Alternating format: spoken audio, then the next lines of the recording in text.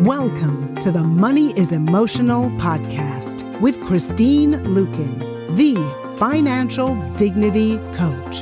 In this podcast, we help you recover a positive and peaceful relationship with your personal finances. We do this by bringing together wise money management with emotional intelligence. Join us for this journey where we navigate our relationship with money as Christine Luken draws from years of experience and guest experts to help you get to the root of your money issues. Hello, and welcome to the Money is Emotional podcast with Christine Luken. Christine, how are you? We're heading into the depths of winter here. It's cold is not my friend. I don't know how you feel about it, though. Well, anyone who knows me knows I do not like the cold. But it's funny because I was born in the dead of winter. I was born on December 31st. So, holy cow. As we're recording this, we are approaching my 50th birthday pretty quickly. Oh, happy birthday in advance. That's well, great. Thank you. Thank you very much. You look fantastic. I know, don't I? Well, You'd never know. It is a shame they can't see you on the podcast, I do have to say. So what are we talking about today? Oh, gosh. So today we have a very special guest, and I am honored to welcome her, Rachel Donnelly. She is the CEO and founder of AfterLight, a company that provides legacy planning and after-loss consulting. So welcome to the show, Rachel. Thank you so much for having me. I'm so excited to be here. Yeah. So, today our episode is entitled, I'm an Executor. Now what? So I'd love for you, before we get into the particulars about, hey, if you have suddenly found yourself the executor of someone's estate, what do you do? First, I'd love to dive into your story of how you got into providing these kinds of services for people who are in the role of executor due to the loss of a loved one. So you're telling me that this isn't something that you wanted to do? This wasn't your lifelong goal, Christine, to do this, to serve as a death consultant, as some people call me? Well, like the title of executor, it sounds very fancy and important. It does. And it's just fraught with these sort of misunderstandings and mystery. But yeah, this was, it's interesting. This is not the job that I, of course, envisioned for my life. But one I sort of felt I've been leading up to my entire life. And I know that may sound funny, but it's true. Looking back now, in retrospect, I'm like, this was what I was meant to do. But I grew up in a very small town of Hampton, Georgia, where my father was the only physician in a very small town. We moved there when I was about 4 or 5. And it was this sort of Mayberry sort of lifestyle growing up there. My mother always said you had to drive 10 minutes just to change your mind because there was just nothing and nobody in this town. But it was very nice, very small upbringing. But my father being the sort of town doctor, I was, of course, introduced to sickness, to death. Growing up, I used to accompany my father on house calls, on rounds at the hospital. People would show up at our house at all hours of the day. Our phone would ring off the hook with nurses and other doctors calling, and people would show up, like I said, at our house with medical emergencies all the time. So it was just something that was very normal to me, being around people who were at the end of their life or sick. And then I lost all of my grandparents in a short amount of time when I was younger. And then my father got sick when I was 13, and he was diagnosed with cancer and battled with that for a couple of years, and then unfortunately passed away when I was 16. So, of course, I was introduced to the death of a very significant loved one at a very young age. And he was 48 when he passed away. So my mom was a younger widow, and I was forced to sort of experience decisions that I didn't know you had to make as, as an adult, of selling my father's medical practice and watching my mother struggle with that. And now her new found reality of being a widow and having a long runway of a life without a husband. So that was, of course, a very significant moment in my life, and saw my mom struggle through that and her grief, of course.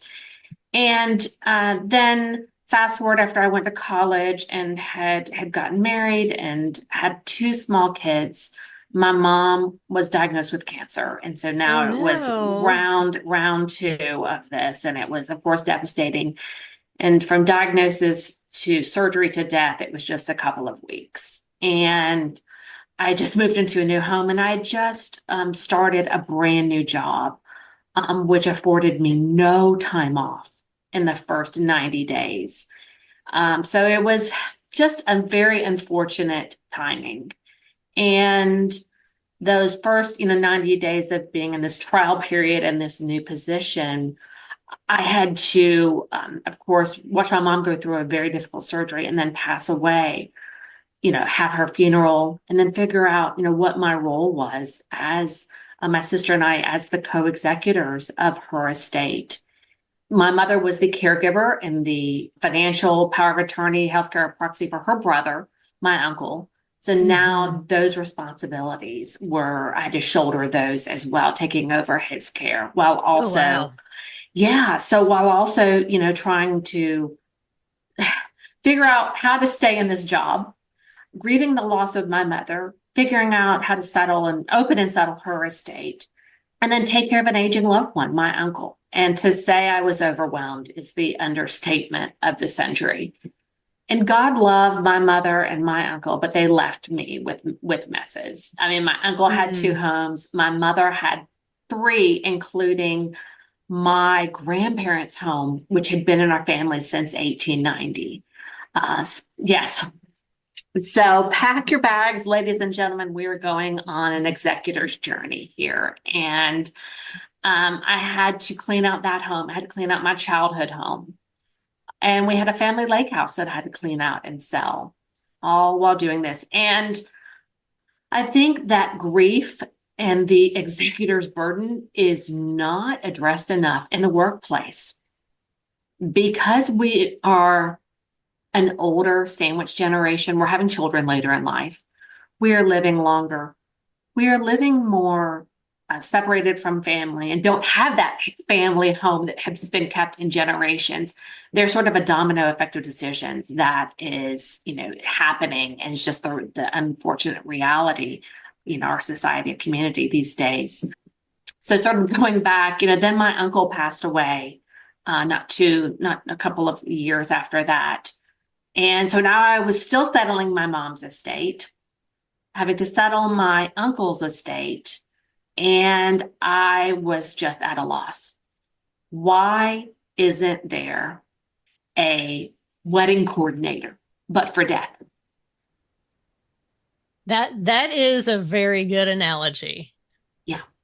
I was like, why isn't there a quarterback, a personal assistant, a project manager who can help me navigate all of these decisions? Yes, I had the traditional and amazing professionals of the attorneys, and I had to hire attorneys in 3 different states because I had to open an estate in both my home state, the state where my grandparents' home was, and then when my uncle passed away in where he lived. So 3 estates, 3 different accountants, 3 different, there were financial advisors. So I had all of these great professionals. People do not understand that as an executor, there is around 500 hours of work that is left to them to shoulder and to carry out to open and settle an estate. That's a lot of time.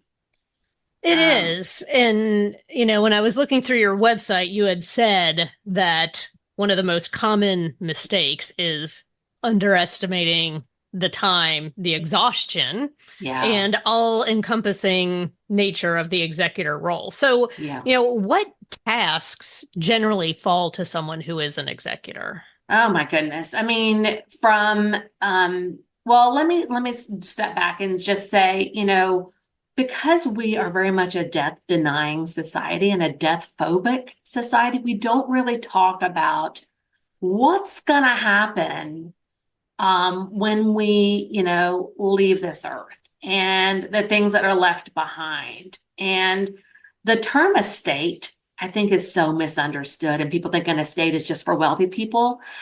I like to use this analogy that I heard from this attorney, which is so brilliant, that your estate is what you owe and what you own.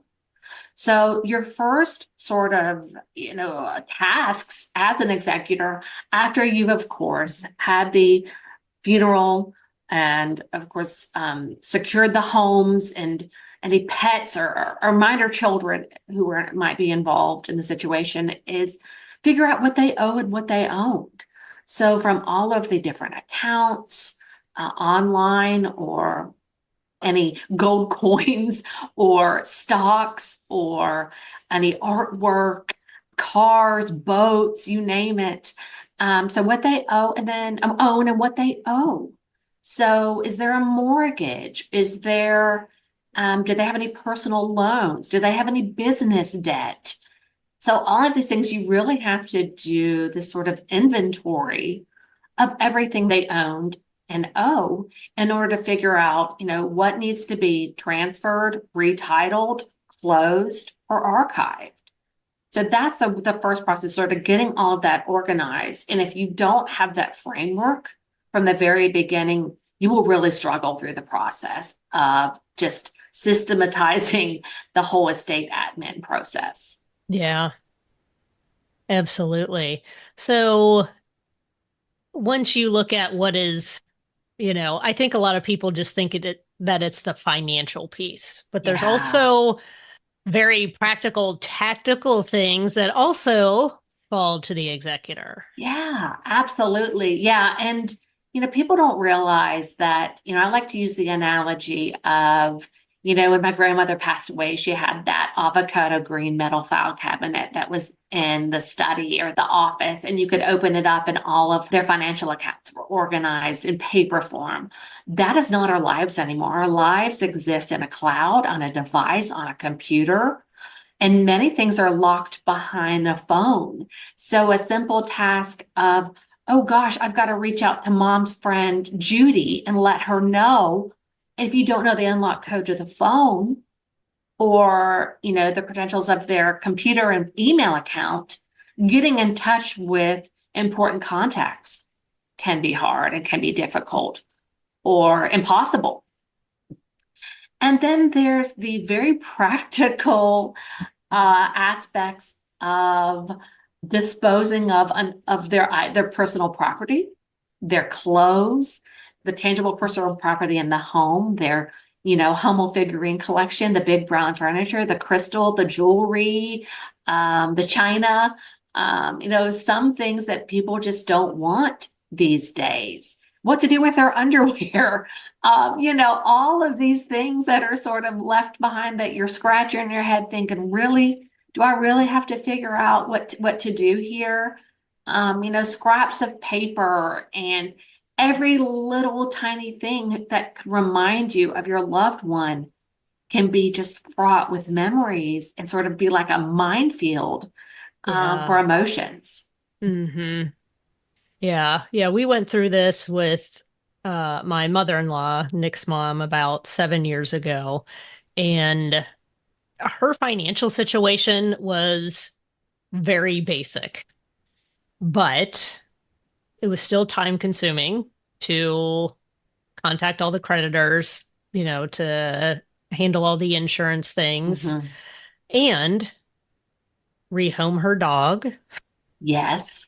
Clean out the apartment. And it was just like when you were saying like all those little things and what do you do with them? It was like, Nick was just like, if you can just like kind of handle some of this stuff, that would be great. Because it's like she had like a drawer of empty asthma inhalers, and it's like he got teared up over some of that stuff. And I'm just like, look, just let me take care of it. Like, why are you, I don't know why she was saving like 15 almost empty asthma inhalers, it was just like, The littlest things. The littlest things can be, like I said, just these like emotional minefields of, oh my gosh, that was like the essence of my mom. I had a client once, their mom kept those sucrets boxes, and they were all over the house, and she would keep, coins or pins or things like that all over the house. And when they kept finding them, it was just like, oh my goodness, this is our mom. This is the essence of our mom.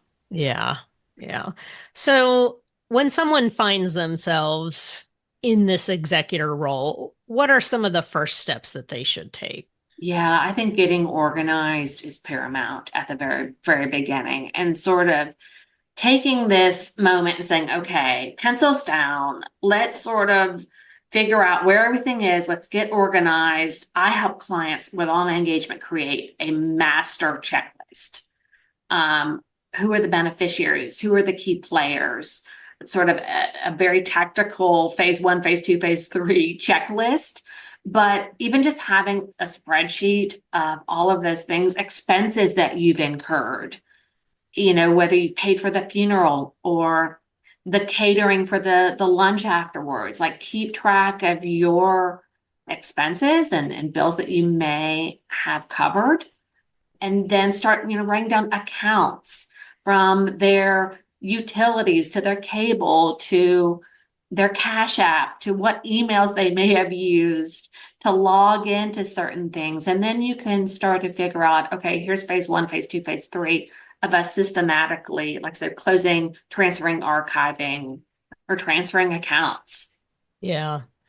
Yeah. Well, and it's interesting because, my mother-in-law knew, she had cancer, so she knew there was a good possibility she wasn't going to make it. And she put together she called it the When I Die binder. Oh my gosh, I love it. And literally everything was in this binder, including she actually had the picture she wanted. She wrote her own obituary. Oh, I love that. She prearranged. She didn't prepay, but she prearranged for her cremation. And, she said where she wanted her ashes. And it's interesting because yesterday we just got back from Key West because the extended family was just now ready to let the ashes rest at the final resting place. So we did the scattering in Key West this past weekend, but most people don't do that. No, they do not. They think it's morbid. It's sort of that they think sort of along the same lines of, oh, if I talk about sex, I'll get pregnant. If I talk about my death, talking about dying, it's going to happen. That it is, I'm throwing it out in the universe and it is going to come sooner rather than later. And that's just not true. I get really upset when people don't do anything. And your mother-in-law sounds like she was above and beyond the norm of having things prepared. But what a gift that was to your husband. Not only are you in this moment of having to figure out all of those estate admin tasks, but then you're in this moment of intense brain fog and having to pull together all the details to write the obituary. Wait a minute, where did mom go to get her master's degree? What year did she work at such and such? And you're in this brain fog and thinking, oh gosh, what flowers would she have wanted? What music would they have wanted? What, in lieu of flowers, organization would they have wanted for friends and family to make gifts to? So having sort of some of that organized reduces that mental energy and gives you more space to really be focusing on you and your family and what matters. Yeah. Well, and that was one of the questions that I had, for people who are, especially if they're setting up or revising their estate plan, like, are there specific things that they can do to make it easier on the executor, especially when it comes to the financial side of things? Because, that's what we're focused on here on the Money is Emotional podcast. Communication. I can't stress it enough. Your estate plan, I like it to call it your legacy plan, because your legacy is more than what you owe and own. It's the essence of you. It's what the imprint you're leaving on this earth. Like, that is so much more than just your money. However, having that communication of, hey, son, daughter, niece, nephew, here's where everything is. Here's where I keep my important paperwork. Here's how I pay my bills. I've set aside money in this vehicle, this way for you to pay immediate expenses. Or I've, already prepaid for my funeral or memorial. That is one of the biggest things when people pass away and they're like, whoa, wait a minute, how am I going to pay for mom's funeral? I think the average cost of a funeral in the US is over $7,000. That's a lot of money. So having that communication of, here's what I owe, here's what I own, here's where everything is, here's how I store things. All my jewelry is in this safety deposit box at this bank. You can't even imagine the number of people who had these box of keys and they're like, I don't know what these go to. Does this go to, is this the keys to the kingdom or a palace that we own? Or is this a safety deposit box that's been closed years ago? So just having that communication of, hey, here's everything. Here's where I keep it. Here's what I want. Here's what's important to me. Here's how I want to be remembered. Here's how I want you to grieve me. I want you to have an ash scattering party in Cabo St. Lucas with a craft tequila tasting. Awesome sauce. Like, share that. Like, don't leave your family to guess. So sort of communication, your legacy plan is a living, breathing thing. It's like a plant. You got to water it every once in a while, make updates, make changes. So constantly revisiting, constantly communicating, I think is really the greatest gift that you can give your loved ones. Yeah. Well, and also have an estate plan. Have an estate plan. Yeah. Only 46% of Americans even have a will. That's scary. It's so scary. I did this post, a couple of months ago that was, I said, here's what I call BS on, the 3 things I call BS on about estate plans. One of the biggest ones being, I'll be dead. Why do I care? Your family will care a whole lot. And they will. They're going to be cussing you while you're on the other side of the ground or wherever you are. It's not going to be nice. So, and it's just going to leave anguish instead of ease at a very emotional and terrible time for your family. Yeah, exactly. And you don't want the courts deciding how things are going to be handled. That's the thing. If you don't have an estate plan, your state has created one for you. And it's not going to be, most likely it's not going to be what you wanted. So, there is one, and it's going to be the default, and it's going to be more expensive, more time consuming, and harder for your family. Excuse me. Yes, you. Thank you so much for listening to the Money is Emotional podcast. We hope you're enjoying it so far. If you have any questions or would like to talk more about this topic, you can find us at www.christineluken.com, and all of our social media platforms are listed in the show notes. So when should an executor reach out for help, either to you or to an estate attorney? And then kind of part B to that question is, when do they need somebody like you, who is this death concierge versus an attorney? Well, I always encourage, sort of require my clients to speak with an attorney. I am very clear that I do not take the place of. We are an enhancement. We help executors fulfill their duties under the guidance of an attorney. My number one referral source are estate attorneys, because they come to us needing help, like I said, executing and completing the tasks of their executor duties, and really doing things that are maybe outside the scope of an estate attorney. So a lot of clients, like I said, come to me from attorneys. That's number one. Some from financial advisors. And I tell clients we can start working with them as soon as they get the death certificate.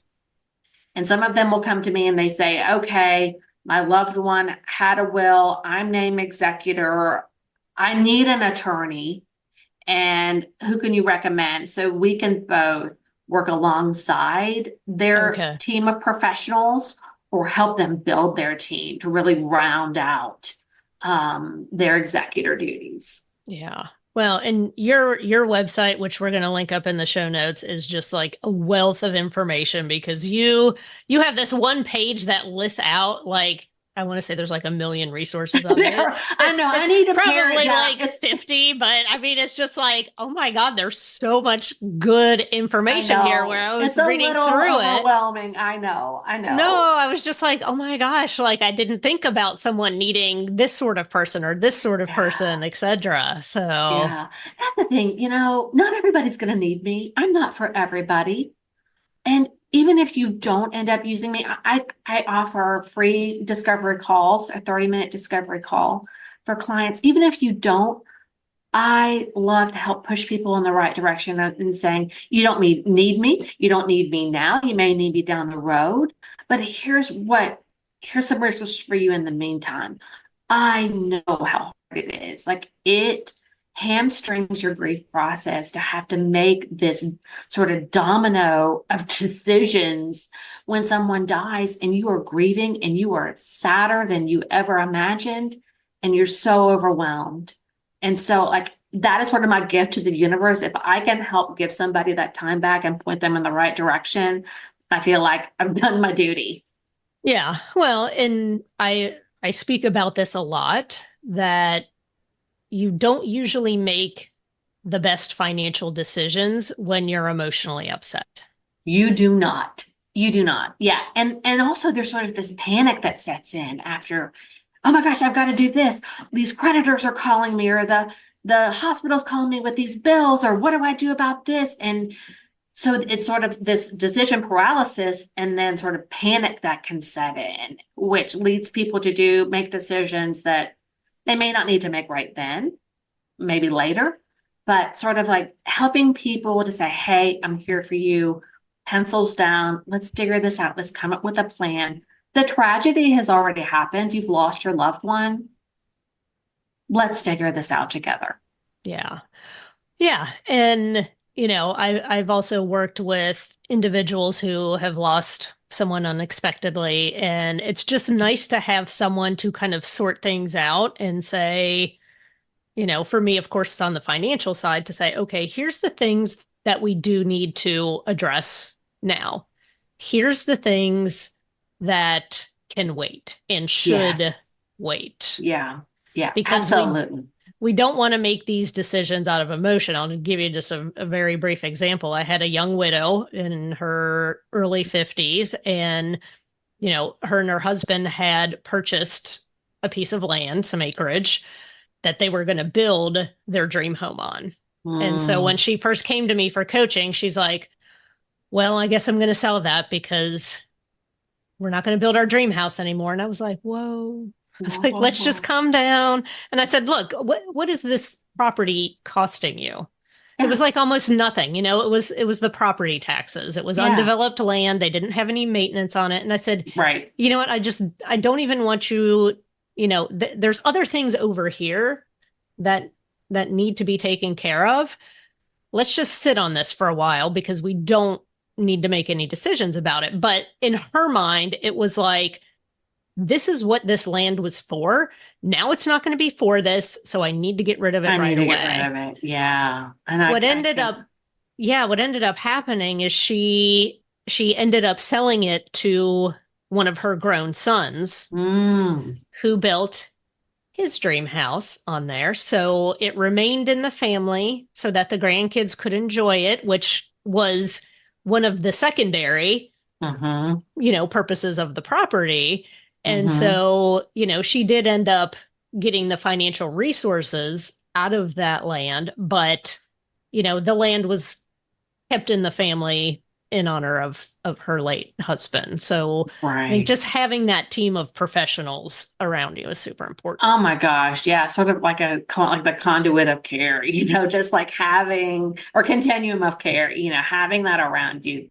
And I can't tell you the number of clients I had after our first call. They're like, you can hear them breathing like, I just feel so much better that I have somebody like that I can talk to, and that I'm not doing things wrong or in the wrong sequence, or it's just, I just feel so much better. And that is the best testimony I could ever hear. So I know you and I could talk about this for a lot longer. We could talk all day, I'm sure. We probably could. So is there anything you feel that our audience just has to know that we haven't talked about already relative to being an executor? Oh my goodness. Yeah, I would say another mistake that I made was, not interviewing different attorneys. Like, find somebody who you feel comfortable with. It's going to be a journey. So you want somebody that you sort of click with and feel comfortable with. You don't have to go with the person that your loved one used who helped them create their estate plan. Talk with somebody about, here's what I need, here's what our goals, here's what I'm scared of. How are you going to communicate with me? What do you think is an estimated timeline? How do you charge? And if there are potential for contested matters, do you handle contested matters? And if not, am I going to need to find somebody else? So take your time to sort of build the team with the superheroes around you that you feel comfortable with. Don't just take the first one. That was a big mistake, that I made after losing both my mom and my uncle. Third time around, I will be better prepared. Now I help my clients to try to think through a lot of those mistakes that I made. Yeah. Yeah. Awesome. Well, Rachel, thank you so much for being here. This has been truly an enlightening conversation about a tough topic. I'm sure our listening audience has gained some valuable insight into what the role of an executor entails. Where is the best place for people to connect with you? You can connect with me via my website at myafterlight.com. You can connect with me on all the socials, Instagram, Facebook, or on LinkedIn. Of course, connect with me personally via LinkedIn, Rachel Donnelly. But yeah, you can also send us an email at hello@myafterlight.com if you want to inquire about a potential consultation or have some questions. We serve clients all over the U.S. It's not just where I am here in Atlanta, Georgia. We have clients that are all over the U.S. So reach out. We'll try to come up, figure out if we're a good candidate for you and vice versa, and then help come up with a customized roadmap for you. Fabulous. Thank you so much. Thanks for having me. This was a great conversation, ladies, about a really difficult topic. So thank you, Rachel. You touched on something at the very top. You were a co-executive with your sister. Yes. And I'm kind of curious because I've known people who've been in co-executor relationships where they were a little tense. Let's just say that's a great thing. And I also have my I should have touched on that too. There's I could just, as you can tell, I'm not short of words. I am anti co-executor. Not because I don't play well with others in the sandbox. I just think logistically it is a terrible idea. So that should have been something I added in, but I am never a fan with that. Like I say, friends don't let friends name co-executors. Oh, yeah. Just logistically and administering an estate, if you are a co-executor, every decision, everything that's done has to be signed off collaboratively. You both have to go sign a document, get it notarized, get it medallion guaranteed, what have you. And logistically, that can be a nightmare, especially if you're living in different states. My sister and I lived down the street from each other, and it was still difficult. So, like I say, friends don't let friends name co-executors. I could go on and on, but yeah, Rachel's unpopular opinions about estate planning. But from my experience, it's good, solid advice. That gets an amen for me. But thank you, Rachel. And Christine, thank you for facilitating the conversation. We know how to get in touch with Rachel. So now for folks who may not be familiar with you and don't know how to get a hold of you, how do they reach out to you? Yeah, the best place is my website, which is my name, christineluken.com. And if they're interested in financial coaching, it's christineluken.com/apply. And we'll see if I'm a good fit for us to work together. Oh, I'm sure you will be. Yeah, that's Ken, not Kin, right? Correct. All right. Very good. Like Barbie and Ken. Yeah, oh, staying topical. But then we'll close out with this. For those listening who are not subscribers to this podcast, this is the easy part. Just hit the button, subscribe. That way you won't miss another one of these episodes of this terrific podcast. It'll be delivered to you directly. And we would also humbly ask that if you like this podcast, please rate it and share it with others and help spread the word about Christine's podcast. On behalf of Christine, I'm Bill Tucker, urging you to do not wait. Go out and live your best life today. Thank you. Thank you for listening to the Money is Emotional podcast. To get in touch, visit our website at www.christineluken.com or drop us a line at hello@christineluken.com. And don't forget to click the follow button to be notified when new episodes become available. The information covered and posted represents the views and opinions of the guest and does not necessarily represent the views or opinions of Christine Luken. The content has been made available for informational and educational purposes only. The content is not intended to be a substitute for professional investing or tax advice. Always seek the advice of your advisor, tax professional, or other qualified financial professional with any questions you may have regarding your personal finances.